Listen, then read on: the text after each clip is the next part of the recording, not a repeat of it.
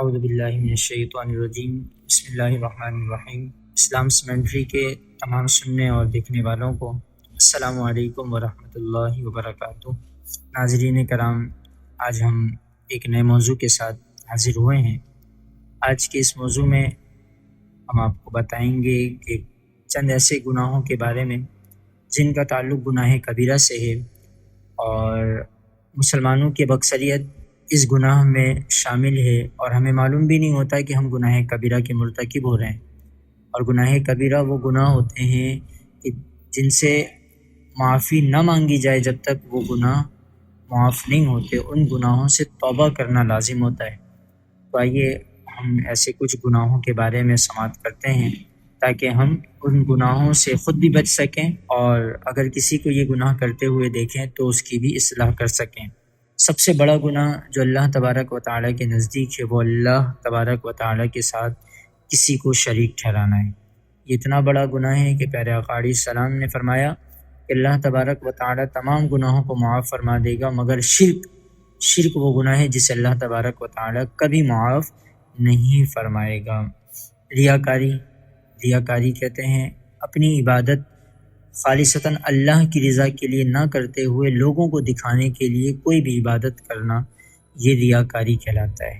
کینہ رکھنا، کسی مسلمان کے لیے اپنے دل میں بغض رکھنا، حسد کرنا، کسی مسلمان کی ترقی کو دیکھ کر حسد کرنا۔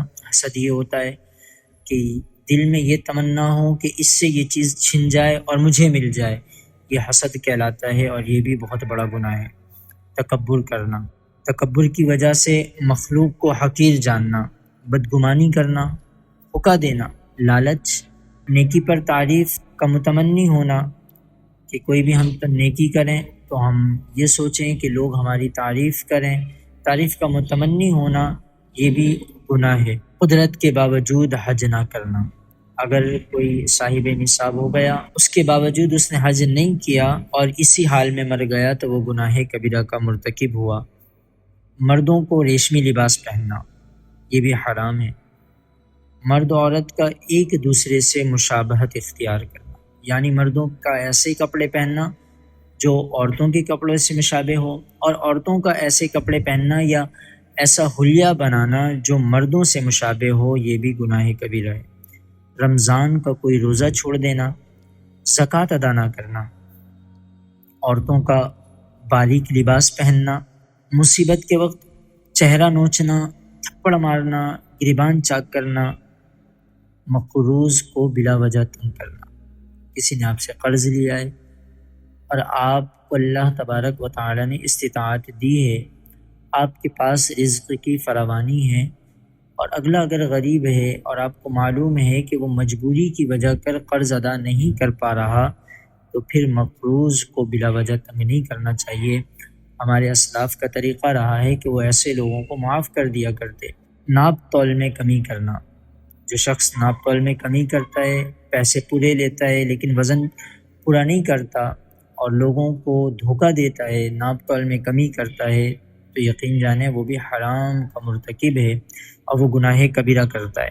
یتیم کا مال کھانا، یتیم کا مال کھانا یہ بہت سخت عذاب ہے۔ اس کے بارے میں پیارے آقا علیہ السلام نے ایک حدیث مبارکہ میں فرمایا کہ جو شخص یتیم کا مال کھاتا ہے گویا کہ وہ اپنے پیٹ میں آگ بھرتا ہے۔ گناہ کے کام میں مال خرچ کرنا، یہ بھی گناہ کبیرہ ہے۔ آپ نے مال حلال کمایا، حلال طریقے سے کمایا، لیکن اگر اس مال کو آپ حرام کام میں یا کسی گناہ کے کام میں خرچ کرتے ہیں تو یہ بھی گناہ کبیرہ ہے۔ اجرت دینے میں تاخیر کرنا، اگر کسی سے آپ نے کوئی کام لیا، کسی مزدور سے کام لیا، پھر جب اس کی اجرت دینے کی باری آئی آپ حیل و حجت سے کام لیتے ہیں، آپ اس کی مزدوری وقت پر ادا نہیں کرتے، تو آپ اس وقت بھی گناہ گار ہوں گے۔ امانت میں خیانت کرنا، یہ بھی گناہ کبیرہ ہے۔ تو یہ چند وہ گناہ تھے جن کا شمار گناہ کبیرہ میں ہوتا ہے، لیکن ہماری بے توجہی کہہ لیں یا لا علمی کہہ لیں کہ ہم اس کی طرف توجہ نہیں کرتے اور ہم گناہ کبیرہ کے مرتکب ہو جاتے ہیں۔ تو آج جب ہم نے ان گناہوں کے بارے میں سن لیا تو آج سے ہماری نیت یہ ہو کہ آج سے ہم ان گناہوں سے بچیں گے، اور اگر ہم نے کبھی یہ گناہ کیے ہوں تو اللہ تبارک و تعالیٰ کی بارگاہ میں تائب ہو جائیں، توبہ کر لیں۔ اللہ تبارک و تعالیٰ بخشنے والا مہربان ہے۔